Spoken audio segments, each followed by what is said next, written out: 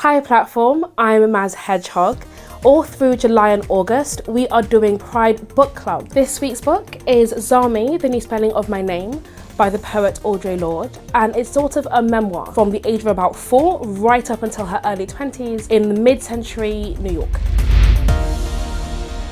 If you want to get involved, just have a look down in the description box where you'll find all the information, including how to get your hands on these postcards, which will give you a couple of ideas on what to think about whilst you read on the back. The first half of the video will be spoiler free, so if you haven't read the book yet, watch up until you see spoiler flashing up on the screen, and then run off, read the book, come back, and then watch the second half of the video where we can really dig into some of the minor details. I'm gonna get a little bit meta here, because Zami, the New Spelling of My Name, to use its full, quite long title, is technically not a memoir. Audre calls it a biomythography, and you know, with that comes the understanding that some of the things that are detailed in the book may not have actually happened. And you know, it brings up a little bit kind of about, what does truth even mean? A memoir claims to be true. An autobiography claims to be true. But our memories are unreliable, you know. We misremember things, or we end up having those weird blended memories where you've heard a story enough times that you think it happened to you, maybe it didn't actually, because it was ages ago. In the act of writing it down, it may change a little bit because you want to make it neat and coherent, and memories are rarely either of those things. So there is something I think that's really honest, actually, about Audre saying that, you know what, this thing that I've written, that I am presenting to the world, it's not completely factually true. This is not a, you know, pure historical account of my life. This is more about a sense of me, and about a sense of place, and about a sense of community. And so, you know, rather than looking at this chapter and going, I wonder if that date is exactly correct. I wonder if she can actually remember what happened to her when she was 4. You can just read it and know that this is the part of herself that Audre wanted to show to you. And she had the honesty and the generosity to say, you know what, I've made some of this up a little bit, and I've changed this a little bit, but I still think that it is true and important enough to show you. I myself am a writer, I'm a poet, and so I think a lot about, what does being honest even mean? And I think that declaring your dishonesty is perhaps the most honest thing that Audre Lorde could have done. Something that really struck me when I was reading the book is just how ubiquitous queerness is, especially in childhood. Even before Audre necessarily realises herself that she is a lesbian, there is a lot of affection with her and her female friends that, you know, isn't entirely heterosexual. And I think there is kind of this sense of boundary pushing, and the way that children will experiment and will play with intimacy and with affection, and, you know, play at having, adult relationships in a way that is wonderfully childlike, but also kind of breaks the heterosexual narrative. What they do is they explore and they experiment, and some of those children grow up to be queer, some of them might not. If children were given a chance to be themselves in all that they are, and all the weird, boundary blurring, line blurring glory of childhood, if they're able to just be themselves, then as they get older, you know, navigating these things may not be as difficult, and it may not be as stressful, and it may not be as traumatic as it sometimes is in Zami. But I think one of the things that Audre has throughout the book and throughout her writing is a level of compassion that is really lovely to see. Because no matter how difficult each person she encounters is, no matter how unpleasant they may be, there is a level of compassion for where they're coming from, and a kind of love for the person that they are, even when they're messy and they're difficult, even when they're cruel, that I think that, you know, today's world could do with a lot of. And kind of in a lot of ways, the loneliest character in Zami is Audre herself. She is an outsider everywhere that she goes, you know, because she's black in America, because she's a child of West Indian immigrants, because she's a lesbian, because she's fat, because she's poor. And even sometimes I think she's an outsider by choice, by design. You know, she sees things about the various communities that she moves in that she doesn't like, and so she decides to opt out of it.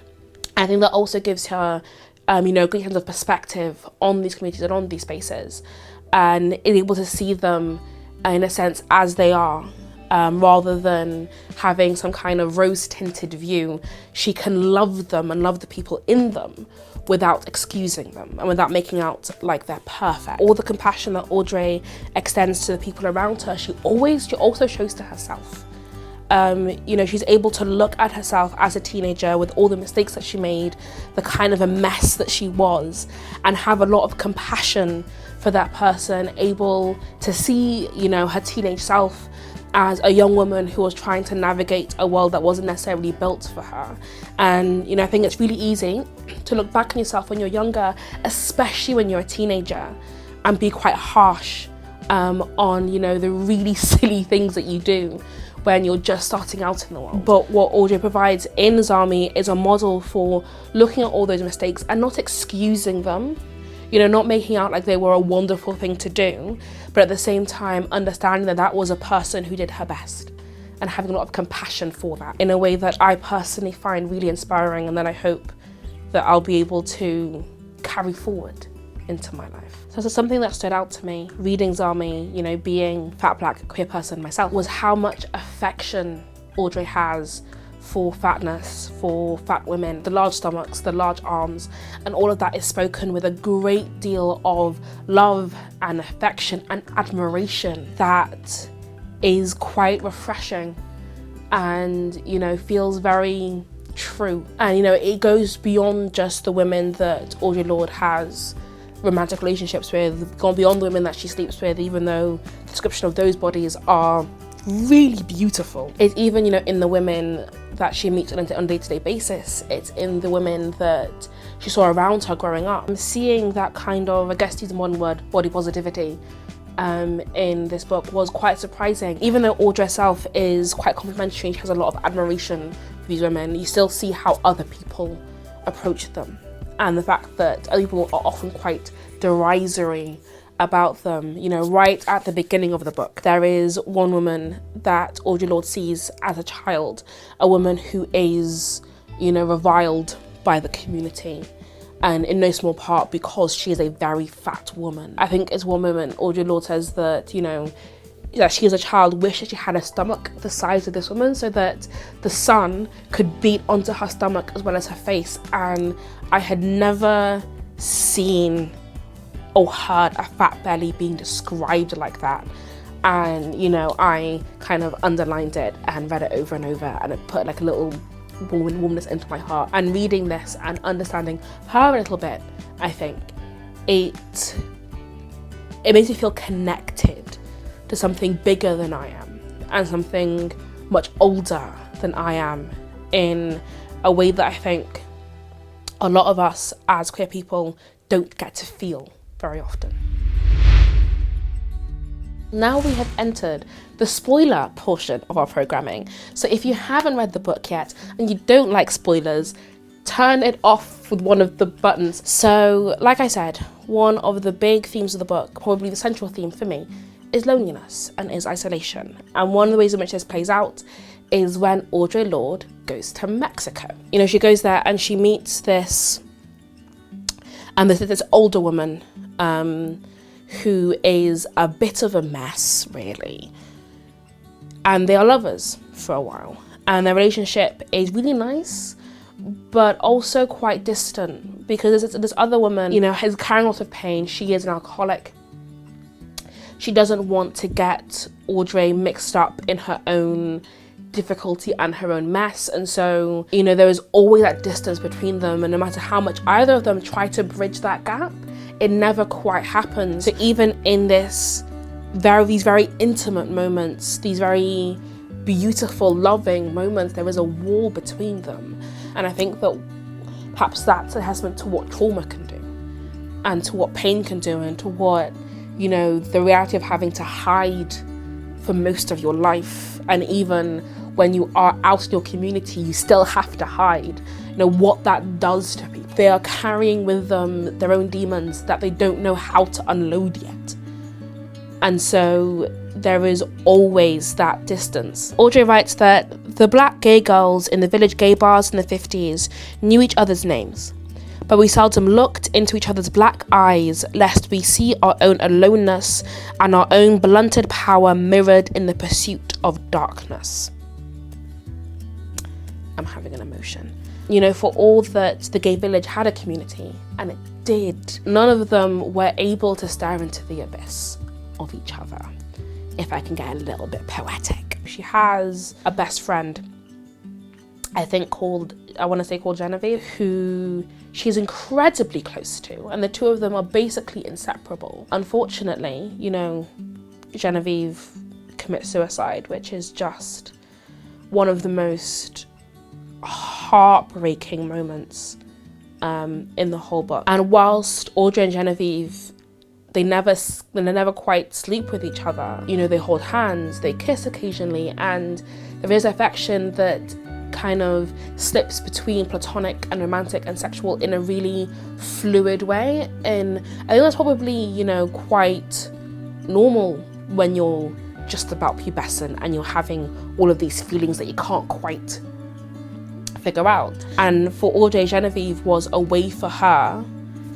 to explore that and a way for her to figure that out. And I think that in a lot of ways, Genevieve's death is symbolically, you know, and maybe in actuality, the death of her innocence. And that time of, you know, unself-conscious exploration coming to an end, and realizing that there are real stakes in life and bad things really do happen. It's a really difficult thing to read. And I think especially when, you know, you think about the level of loss in queer communities, you know, that's coming in a few decades, you can almost understand that moment where you realize that, you know, this joy, this innocence, this perfect chrysalis almost that you have, that she had, doesn't last, and it can't last. And, you know, she finds joy again, and she finds love again, and she has friends again, but Genevieve is always there at the back of her mind, almost as a reminder of everything that she has to lose. One of the first lovers that Audre has as an adult is a woman called Ginger. Ginger, snapping little dark eyes, skin the colour of well-buttered caramel, and a body like the Venus of Willendorf. Ginger was gloriously fat, with an open knowledge of her body's movements that was delicate and precise. Just the term gloriously fat is, it warmed my heart a little bit, because it wasn't that her fatness was something to be ignored or something to be gotten around, something that was fine, I guess. It was glorious. I think that Audre Lorde found attractive. Right now we are living in a world that really, really hates fat people. You know, fat people are told constantly that our bodies are a problem and that they're something to be ignored, something to be, well, ignored at best. You know, that's kind of derided, and something we should try and get away from as much as possible, and that being fat, you know, precludes intimacy, and it means that we will never be loved. And here is Audre Lorde, you know, however many years ago, saying, no, this woman, this fat woman that I loved her for her fatness, as well as everything else, as well as for her wit and her forthrightness. And by the end of that section, I fell in love with Ginger a little bit. If I was in Audre's shoes back in the 1940s and 1950s, I have to say that I would also have probably loved Ginger. And I probably wouldn't have managed to actually make anything happen, but Ginger's wonderful. And I'm sure that if you read it, you will love her with all of her complexity, much as Audre did and much as I ended up doing. Since this is the spoiler-filled portion of the video, I can talk about the end. So the longer relationship Audre has is about 2 years with a woman called Muriel. In the way of a lot of relationships that happen in the book, it is difficult. You know, Muriel herself is diagnosed with schizophrenia and things become more difficult between them. Eventually Muriel cheats on Audre and they split up, and it is, you know, a really difficult time for her. Eventually she gets back out into the dating scene and she meets a woman called Kitty, who is, you know, another black lesbian. I think probably the only other black lesbian that she has a really intimate relationship with. This happened at the end and the relationship doesn't last very long, but it seems to be kind of a moment of healing for Audre, realising that she can love again and that she will love again. And it's just a really sweet note to end on. You know, I think the end of the book, she is still very much in her early to mid-20s. But no, kind of the ending, it has this wonderful note of hope that when nothing's really resolved and nothing's really finished, because her life isn't resolved, her life isn't finished yet, but it is just nice.